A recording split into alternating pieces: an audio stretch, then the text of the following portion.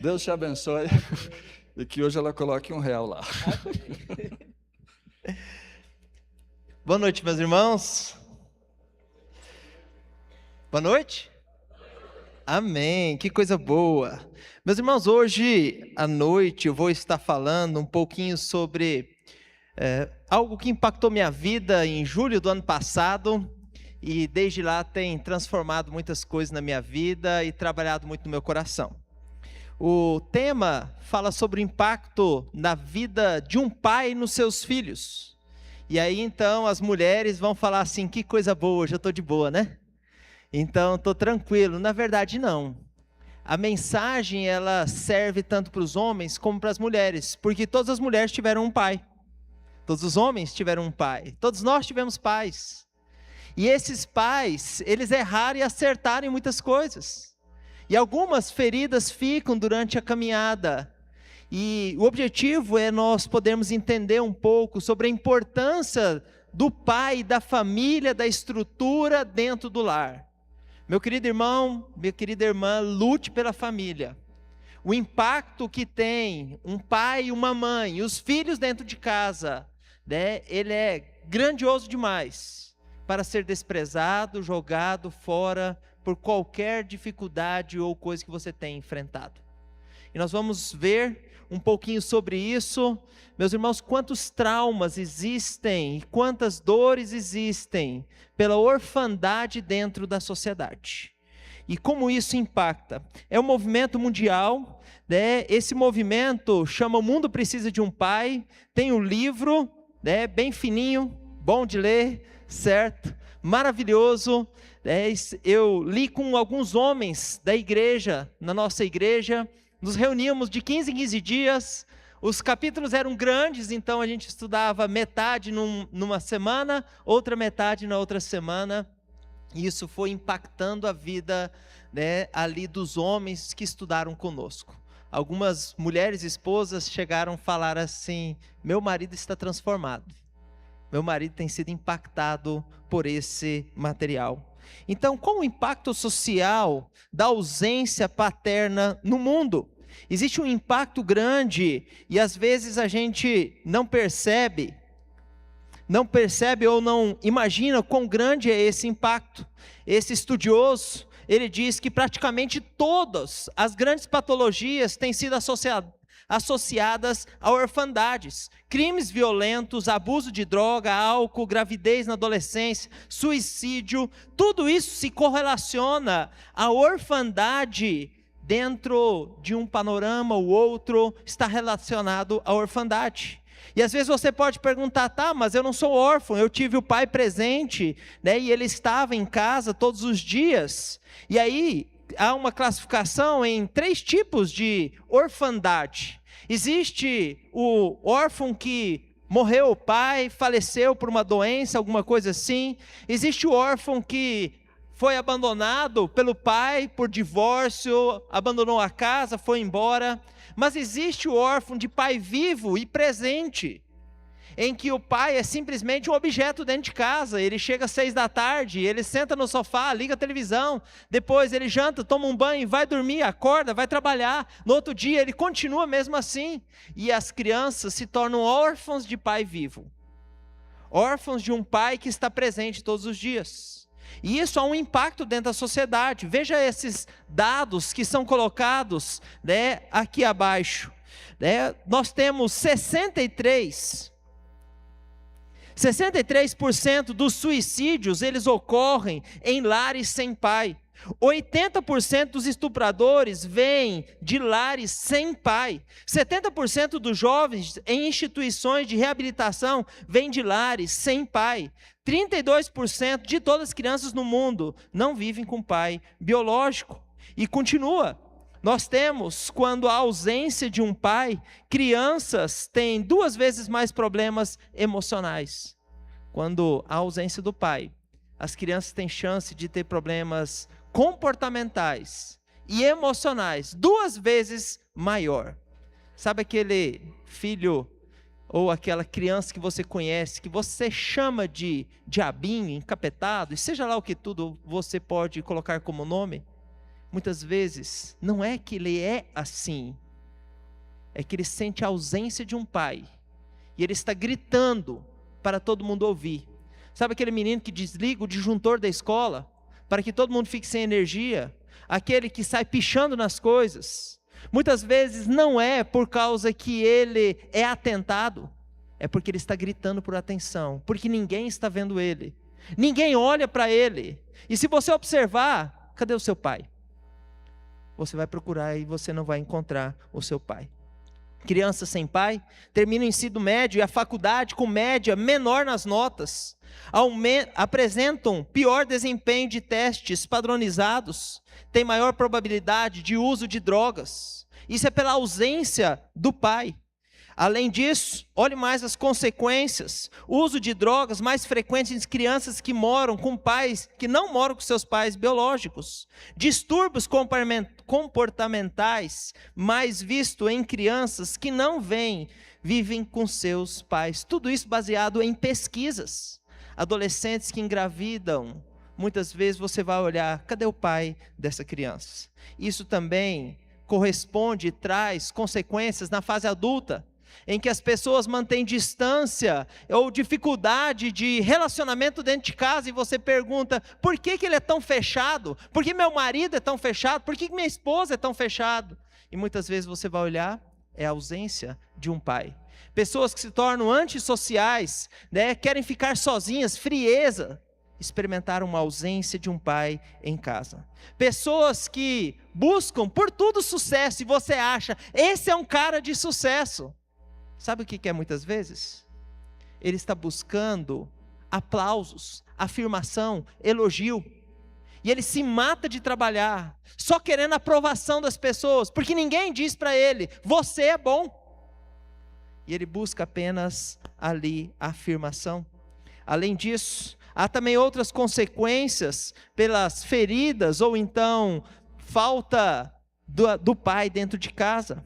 Perseguir sucesso porque não foram amados incondicionalmente. Tem pessoas que perseguem o sucesso e se tornam ricos. Sabe por quê? Por causa que não foram amados incondicionalmente em casa. E aí então buscam o sucesso para ficar ricos e depois acham que com a riqueza vão comprar o amor e a admiração das pessoas. Isso tudo vem da ausência de um pai dentro de casa, certo? Serem dominados pelo dinheiro por causa de uma insegurança financeira produzida dentro, muitas vezes, dos seus lares. Conheço histórias, e a partir do momento que eu tive contato com esse material em julho do ano passado, eu fiquei viciado numa pergunta. E toda vez que eu atendo uma pessoa, converso com alguém, eu faço a mesma pergunta, e sempre dá na mesma coisa: onde está o seu pai? Me conte a história do seu pai. Me conte a sua relação com seu pai. E meus irmãos, é batata, é certeza. Traumas, existem um monte. Hoje nós estávamos brincando, a gente foi lá na chácara do Klaus, meu irmão, nem parece comigo, ninguém sabe, né? E ali a gente estava brincando, e o Johan e o Thomas, cada um com um pedaço de pau, fazendo assim, ó, um no outro, imagina. Então, e nós, eu e o Klaus, o que a gente estava fazendo? Cuidado, tá? E ali o pau comendo, como se diz, voando para cá e para lá. Presença de pai é o quê? São traumas, porrada, paulada, braço quebrado. A ausência de pai são traumas no coração, são traumas e feridas na alma. Então é melhor quebrar o braço, uma pancada na cabeça, um olho roxo, com a presença do pai ali do lado.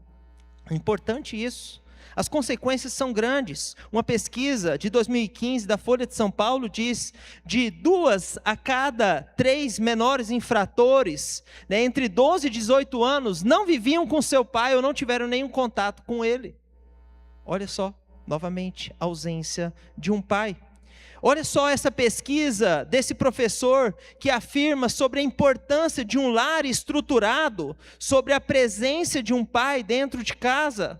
A pesquisa ela é de um neurocirurgião que afirma que um lar em que há toda a estrutura, em que o pai está presente, a mãe está presente, em que há uma estrutura familiar, há um pico maior de aprendizado, de conhecimento, né, em que as crianças sabem ali quem elas são, a identidade, em que elas entendem que elas são, e elas conseguem também desenvolver melhor na escola.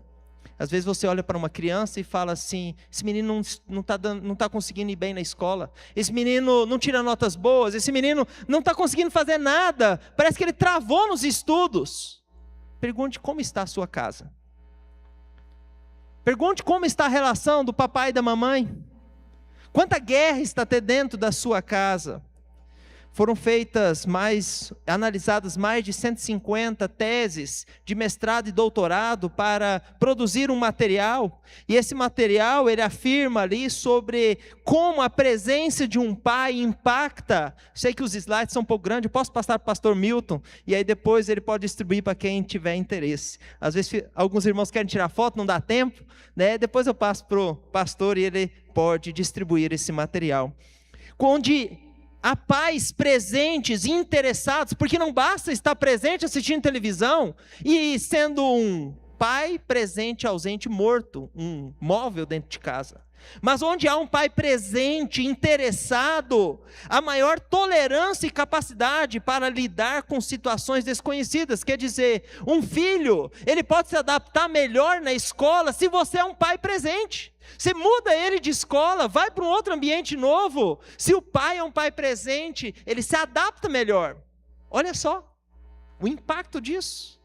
Ele se adapta melhor a situações frustrantes e estressantes, a um estresse, a uma frustração. Ele consegue lidar melhor com isso, porque você, meu irmão, está presente em casa e se interessa pelos seus filhos.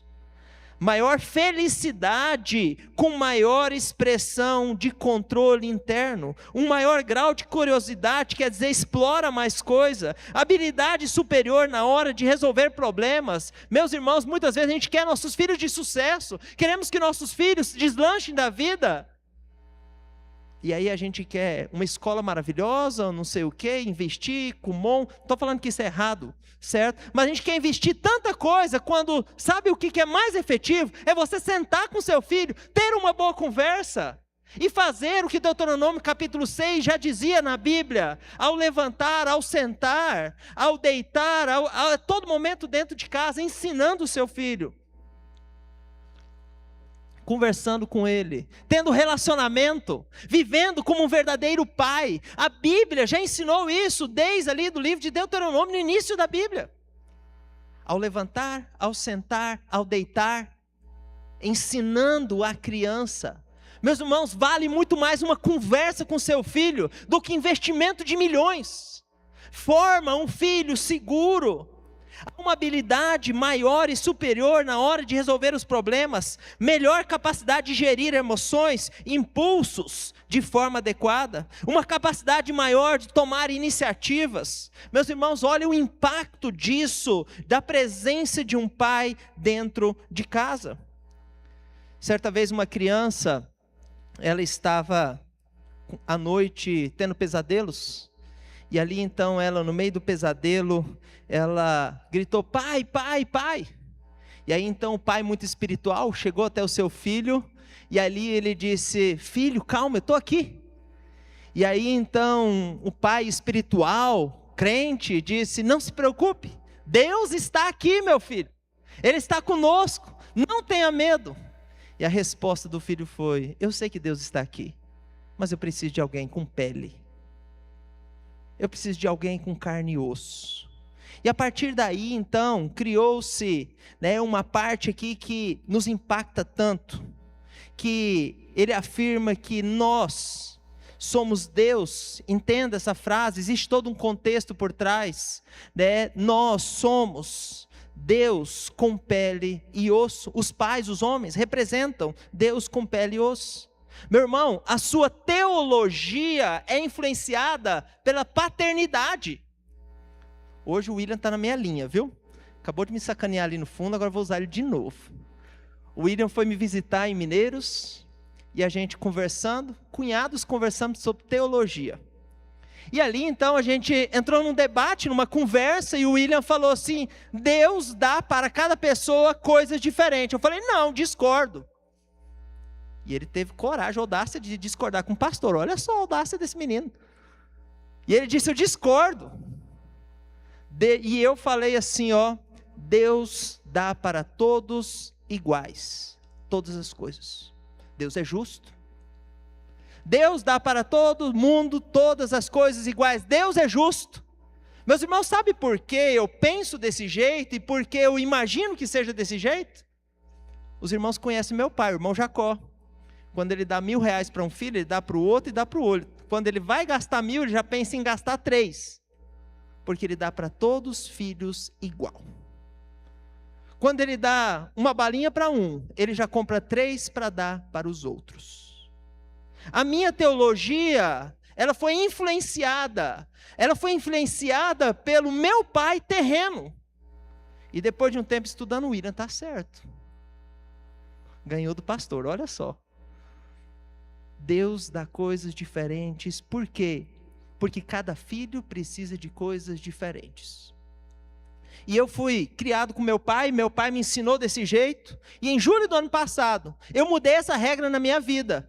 E mudei a regra, reuni a família, até julho do ano passado, eu fazia igual meu pai. Dava 1.000 para um, 1.000 para o outro, já conta logo com 3.000.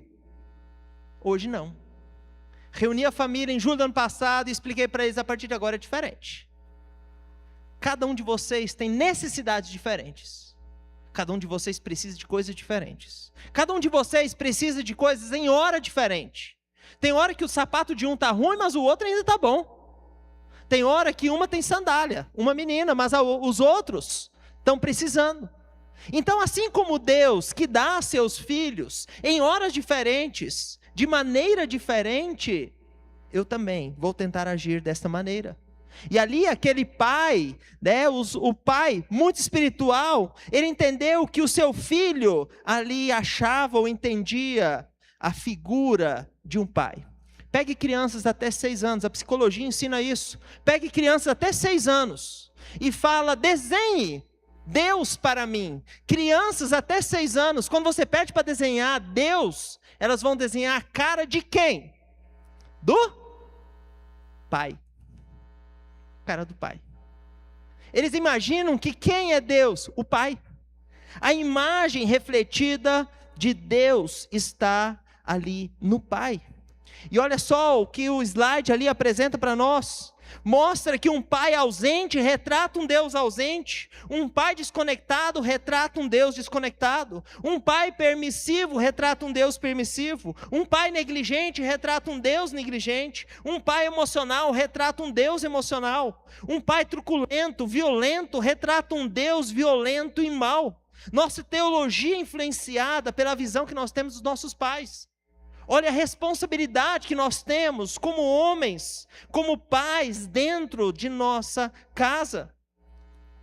Muitas vezes, nós temos essa influência tão forte. Meus irmãos, eu conheço um homem que ele passa até 1 mês sem orar e ele é crente. 1 mês. E você fala, não é crente não, 1 mês sem orar, você está doido? E aí ele contou-me a sua história. O pai dele, simplesmente, ele não conheceu desde pequeno, e ali ele tinha os seus 7, 8 anos, o pai se apresentou, eu sou seu pai, mas sem amor nenhum, sem carinho nenhum, e disse para ele, meu filho, me espere, daqui uns dias eu venho te buscar para morar comigo. E nunca mais voltou. Nunca mais voltou. Qual a imagem de Deus que esse homem carrega? Ele carrega a imagem que Deus é um pai que promete, mas não cumpre, então para que orar? Um pai que diz algo, mas não cumpre. E eu perguntei para ele, atendendo ele, eu perguntei, você crê nas promessas de Deus da Bíblia? Ele falou, eu tenho dificuldade. Quando Deus promete algo, como você se sente? Eu tenho dúvida. Por causa que essa imagem que ele carrega do seu pai. Quando alguém fala assim, Deus é o nosso pai, confie em Deus, o nosso pai. No que ele lembra, o meu pai me abandonou, o meu pai prometeu e nunca voltou. Essa imagem que ele carrega. Veja a influência, como ela é pesada, como ela é forte. Nós carregamos uma imagem e refletimos essa imagem também. Renan, eu acho que não vai dar certo, pode passar aí para mim, por favor. Olhe só, o texto sequencial que eu gostaria de trazer para os irmãos, pode passar. O texto de Mateus, capítulo 3, versículo 16, no momento do batismo de Jesus, em que Jesus é batizado, depois do batismo, Jesus saiu da água e viu o céu se abrir, o Espírito de Deus descesse como uma pomba, vindo sobre ele uma voz do céu que disse: esse é meu filho amado, de quem me agrado. Olha o que Deus afirma do seu filho, ele afirma ali de forma clara: este é o meu filho amado, de quem me agrado. Na transfiguração, novamente, Deus aparece ali como pai, e ele diz a mesma frase, só que agora com um acréscimo. Ele diz: este é meu filho amado, em quem me agrado, a ele ouvi. Mais uma frase acrescentada. E aí então quero trabalhar esses pontos importantes na nossa vida. Como Deus trabalha e como Deus cuidou de Cristo como seu filho e cuida de nós também. Isso, nesse texto aí. Como aqui essas frases impactam a nossa vida. Pode passar, Renan. O próximo slide vai mostrar, pode passar, isso, os 4 pontos aí. Aqui mostra algo muito importante, as 4 características que Deus aqui afirma sobre o seu Filho Jesus Cristo. E aqui eu quero chegar onde nós, como pais, e o quanto que isso é importante, e meus irmãos, ao mesmo tempo, o quanto que isso é importante nós fazermos, quando nós não recebemos, isso gera ausências na nossa vida. E muitas vezes a gente pensa: eu tenho problemas na identidade, eu tenho problemas de saber quem eu sou inseguro. Pessoas às vezes você conhece, sabe, pessoas que pulam de emprego em emprego e não param em nada? Você acha: mas que cara inseguro, que cara que não tem potencial. Sabe o que é muitas vezes? Foi a ausência de um pai de afirmar: meu filho, você consegue, você é bom, você é capaz. Faltou coisas nessa pessoa de trazer segurança para ele. O pastor que trouxe esse conteúdo para nós, ali em julho do ano passado, da qual eu ouvi a palestra, pastor Klaus, lá de Anápolis, ele já deu essa palestra milhares de vezes, ele faz parte do movimento, o mundo precisa de um pai, e ele diz antes do sermão: eu li a minha palestra, mesmo tendo dado ela milhares de vezes, 3 vezes ali eu li ela novamente. Por quê? Porque eu tenho medo, eu sou inseguro, porque eu não tive um pai, meu pai me abandonou. E mesmo ele, já sabendo o conteúdo de cor, de frente para trás, de trás para frente, ele continua inseguro, por causa da ausência que ele teve dentro da sua família. Meus irmãos, essa identidade é importante. Deus afirma aqui para Jesus: este é o meu filho. Confere a identidade, confere que Jesus é filho de Deus, que Jesus ali é o filho. Além disso, ele diz: a quem eu amo, confere segurança emocional. Meus irmãos, além disso, Deus afirma: em quem me comprazo, quer dizer, aprovação, aprova no coração o seu filho e o seu valor. Quando eu ouvi essa palestra, eu fiquei desesperado, na verdade, esse foi o meu sentimento. Quando eu ouvi a palestra sobre insegurança, sobre tudo isso, eu falei: meu Deus. Eu cheguei no pastor Klaus e perguntei: pastor, e agora? O que eu faço? Eu quero fazer alguma coisa, eu não quero que meus filhos tenham traumas ou algumas coisas nesse sentido. E ele falou assim: afirme nos seus filhos. Eu tenho 2 meninos que gosto de jogar bola com eles, e a gente estava naquele lugar, era um lugar chamado Oasis, pastor Milton também conhece, ali em Anápolis. E ali então tinha um campo de futebol, e a gente estava jogando bola, eu, o Kevin e o Johan, para ser justo, os 2 contra mim. Então, será que eu dou conta, Alex? Mais ou menos, Aí, a gente jogando bola ali, o Johan tocava para o Kevin com gol aberto, ele preparava, não chutava no gol. Ele virava, tocava para o Johan. O gol aberto, ele não tocava. Eu percebi exatamente uma falta de segurança. O que eu fiz? No mesmo dia, eu falei: Kevin, você é bom de futebol. Eu confio em você, você é um excelente jogador. Você sabe driblar, você sabe dominar, você é maravilhoso. Eu afirmei um monte de coisas no meu filho e disse: você é bom. Misericórdia, esse menino pegava todas as bolas, virou fominha, só fazia gol. Ele mudou completamente. Sábado, estávamos jogando de novo com o William, né, brincando ali, né, eu e o Kevin estávamos brincando com as raquetes, e ali então o Kevin errou várias vezes, e ele virou para mim e falou assim: não, eu só estou errando. Eu falei: opa, a mesma coisa. Eu falei: não, Kevin, você é bom, você joga muito bem, você é capaz. E a gente jogava bola um para o outro 5 vezes no máximo, e ele errava. E ali eu afirmei: meu filho, você é bom, você consegue, você é capaz. E a gente começou a jogar, a gente passou de 20. A gente passou de 20 bolas dominadas um para o outro ali, jogando, tocando um para o outro. E foram algumas palavras de afirmação dizendo: você é capaz. É o que Jesus fez com seu filho. Este é meu filho, a quem eu amo, em quem me comprazo, que me dá alegria. E ali então, ele dá a última palavra, que mostra ali a autoridade e também a sua capacidade a ele ouvir. Deus vira e fala claramente: ouçam ele. Transfere a autoridade, passa para ele a autoridade. Sabe como é que você pode transferir a autoridade? Você, num certo momento, numa certa idade, você entrega o seu cartão de crédito para o seu filho. E você não somente joga e fala: vai comprar. Você entrega o cartão, e aí, algo que a gente desprezou dentro da nossa sociedade, e espero vocês não me entendam como místico, mas que é importante, um ritual de passagem, os rituais em que você afirma que seu filho chegou num certo patamar.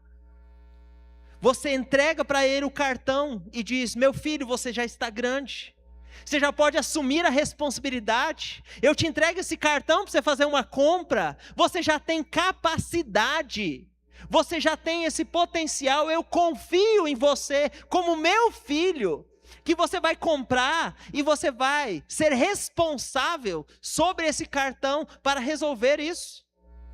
Tem muito marmanjo aí, com 30, 40 anos dentro de casa, em que o pai aí sustenta e ele não tem nenhuma iniciativa.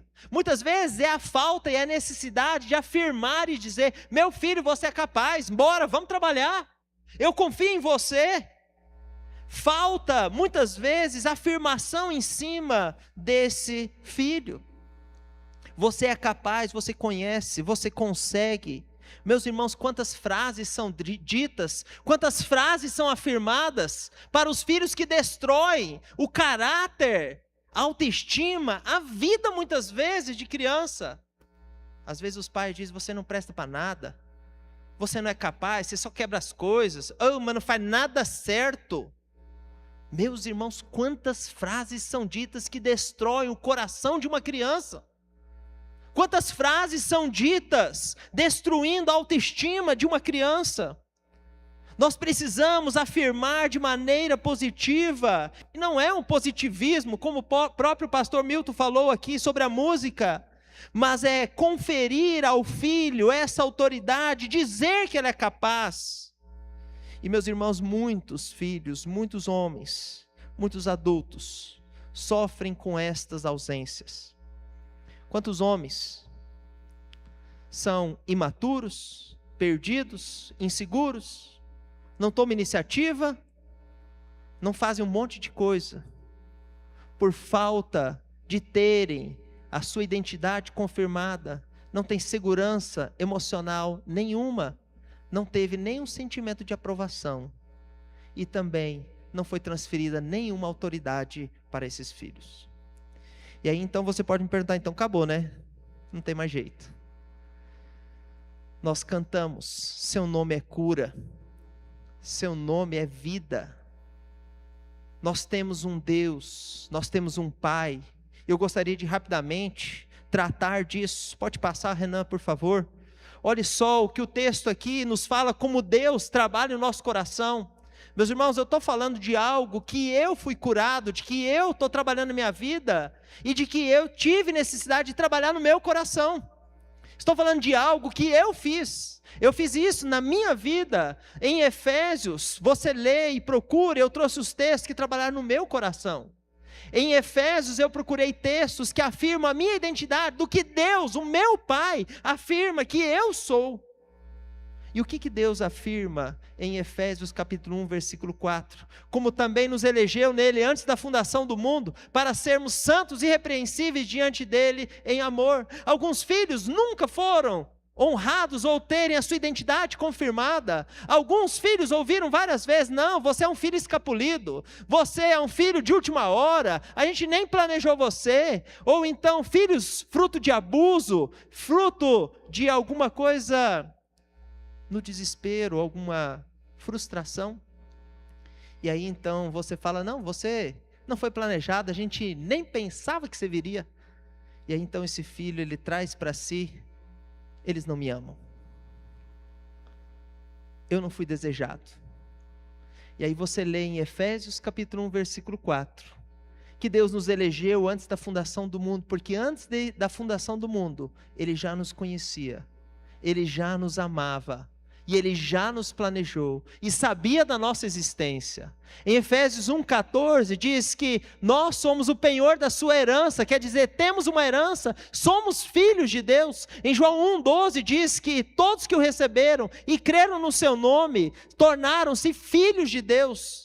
Se seu pai não afirmou a sua identidade, ou nunca disse, ou então afirmou coisas que de repente você pensa: isso não foi legal, eu não me sinto filho do meu pai, ou eu carrego mágoas por causa disso. Deus afirma que aquele que entrega a sua vida a Jesus é filho de Deus. Você se torna um filho de Deus. E você não somente se torna filho de Deus, mas se torna participante e membro de uma família. Efésios 2,19. Assim não sois mais estrangeiros nem imigrantes. Pelo contrário, sois concidadãos dos santos, membros da família de Deus. Pertencemos a uma família.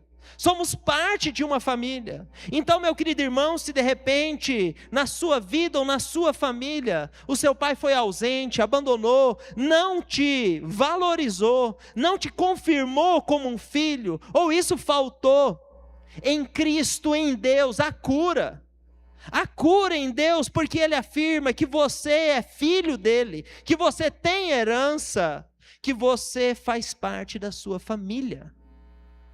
E se de repente alguém afirmou qualquer coisa em relação à sua vida, Deus afirma o contrário e pode trazer essa cura para o seu coração. Pode passar. Além disso, se de repente faltou na sua vida a segurança emocional, não afirmar em relação a isso, olha o que o texto de Hebreus 2, versículo 4 a 6, afirma de uma maneira clara: pelo imenso amor que nos amou. Ele nos amou tanto, como eu citei hoje pela manhã, Romanos 5,8, em que Deus provou o seu amor para conosco, em ter Cristo morrido por nós, sendo nós ainda pecadores. Se você não foi amado, se você não recebeu o amor, Deus te amou de uma maneira incondicional. Se você não recebeu esse amor de um pai terreno, nós temos um Deus, um Pai, que te ama incondicionalmente. E meus irmãos, nesse sentido, nós precisamos cuidar e ensinar esse amor de Deus para os nossos filhos. Seu filho quebra um prato, quebra um copo, faz uma bagunça no almoço, tem aquela mesa linda posta, e aí ele derruba a jarra de suco, faz aquela bagunça, molha a sua roupa, molha a sua camisa, você está pronto para ir para o trabalho, e você se suja tudo. Oportunidade de ouro, não desperdice. Oportunidade de ouro. Levante as mãos ao céu e agradeça a Deus por isso, tá bom? Diga ao seu filho: meu filho, você derramou a jarra de suco, mas eu continuo te amando e ainda mais. Mesmo você derramando esse suco, meu amor por você não diminuiu nada. Eu continuo te amando do mesmo jeito. Sabe quem você está refletindo? Um Deus que ama incondicionalmente. Um dia ele vai errar e vai lembrar do seu pai que o amou e o disse isso, e ele vai falar: Deus me ama incondicionalmente. Nós vamos refletir isso na vida da nossa família. Aproveite as oportunidades. Esse é o nosso Deus que nos ama incondicionalmente. Ele provou seu amor morrendo por nós, sendo nós ainda pecadores miseráveis. E Ele te ama. Você estando sujo no seu pecado, Ele te amou. Certo livro contou uma história, eu achei fantástica. E ele retrata como Deus é, como um pai com seu filho no parquinho e dá um sorvete para ele. E aquele filho pega aquele sorvete, o sorvete cai no chão, enche de areia. E aí então ele pega o sorvete, levanta, cheio de areia, e vai colocar na boca. E o pai fala: para. E ele para. O seu amor pelo seu filho continua do mesmo jeito. Mas o pai, ele não quer que o seu filho coma aquele sorvete sujo, cheio de terra, de areia. Meus irmãos, muitas vezes nós estamos sujos com nossos pecados. Deus nos ama da mesma maneira. Só que Ele não quer nos deixar sujos, imundos com o nosso pecado. O seu amor é incondicional. Mas Ele quer que a gente seja transformado, mudado, purificado, santificado. Na sala de EBD, pela manhã, está sendo tratado sobre os pontos ali da salvação. Hoje foi falado sobre a justificação. A santificação é outra etapa importante. E Deus quer que nós sejamos e passemos por essa santificação. Segurança emocional. Além disso, terceiro ponto, pode passar por favor. Deus conferiu autoridade a Jesus Cristo. Disse a Ele ouvir, Ele é capaz. Meus irmãos, precisamos passar isso também para os nossos filhos. E Deus afirma isso sobre nós. Deus afirma isso, que nós somos capazes. Ele já preparou as obras de antemão para que andássemos nelas. Por quê? Porque Ele confia que nós somos capazes. Em Mateus 28, 19 e 20, Ele diz: portanto, ide e fazei discípulos de todas as nações, batizando-os em nome do Pai, do Filho e do Espírito Santo. Por que Ele nos enviou? Por que Ele disse que nós devemos ir? Porque somos capazes. Ele transferiu essa autoridade para nós. Vocês estudaram o livro de Efésios durante o mês de maio. O livro de Efésios, ali no capítulo 1, no final, fala que Cristo venceu todas as coisas. Ele tem toda a autoridade sobre principados, potestades, sobre todas as coisas, julgou tudo isso e colocou sobre os seus pés, pegou toda essa autoridade e deu ela para quem? Para a igreja. Deu essa autoridade para quem? Para você, porque você, meu irmão, em Cristo Jesus, como filho de Deus, é capaz de transmitir a mensagem de Cristo. Você é capaz de anunciar aos outros. Você é capaz de continuar pregando, anunciando o Evangelho às outras pessoas. Renan, pode passar 2 slides, já encerrando a mensagem dessa noite. Pode passar mais um, por favor. Então eu gostaria de finalizar. Primeiro, meus irmãos, muitas vezes nós carregamos feridas por ausências que nós temos, por ausência dos nossos pais. E meus irmãos, eu estava sendo ausente e vou continuar sendo ausente e vou deixar marcas e feridas nos meus filhos. Mesmo estudando esse material, mesmo eu tendo esse conhecimento, ainda vou deixar marcas e feridas. Ainda vou deixar ausências. E em quem isso pode ser curado? Em quem isso pode ser sarado? Em Deus, o nosso Pai.